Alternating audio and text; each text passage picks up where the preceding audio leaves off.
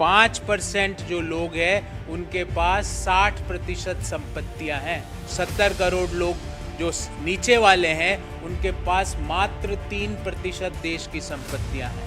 अगर हम कर की बात करें तो जीएसटी में हमारा कंट्रीब्यूशन 64% है। इसमें जो मोदीनॉमिक्स है उसके लिए हम यही कहेंगे, rising debt, rising unemployment and rising inequality. जबकि राइज किसका होना चाहिए था? जीडीपी का। राइज किसका होना चाहिए था? पर कैपिटा इनकम का।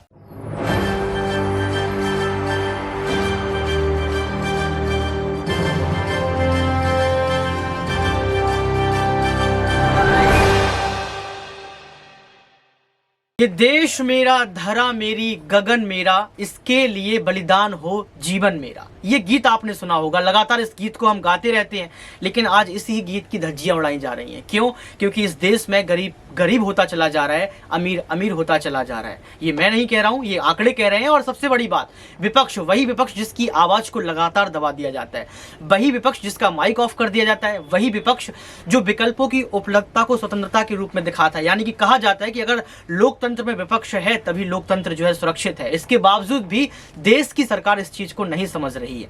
देखिए, गौरव वल्लभ ने साफ तौर पर कह दिया है कि हमारे देश में 5% ऐसे लोग हैं जिनके पास कुल संपत्ति का 60% हिस्सा है। और एक रिपोर्ट मैंने भी आपको बताई थी, साफ तौर पर कहा गया था कि इस देश में 1% ऐसे लोग हैं जिनके पास, 1% ऐसे अमीर लोग हैं जिनके पास पूरी संपत्ति का 40 से 50% हिस्सा है। तो आप समझ सकते हैं कि क्या हमारे देश का माहौल है। पहले आप इस वीडियो को सुनिए गौरव वल्लभ के।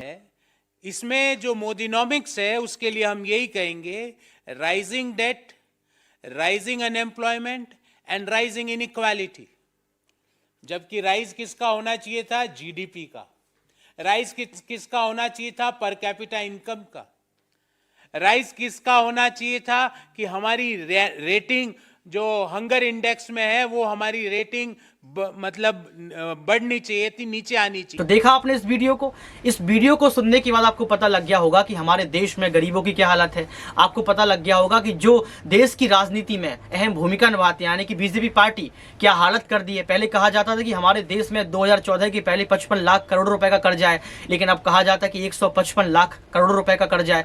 तो कहीं ना कहीं आप समझ सकते हैं कि हम कर्जे में डूब रहे हैं, और कर्जे में डूबने के साथ साथ हमारे देश के प्रधानमंत्री की आवाज दबी हुई है। हमारे देश के प्रधानमंत्री राष्ट्र की बात करते हैं, मन की बात करते हैं, लेकिन मैंने कभी नहीं सुना, शायद आपने भी नहीं सुना होगा कि गरीबों की मन की बात करते होंगे। लेकिन मैं जाते जाते आपसे यह पूछना चाहता हूं कि गौरव वल्लभ ने जो बात कही है, क्या आप इससे सहमत हैं?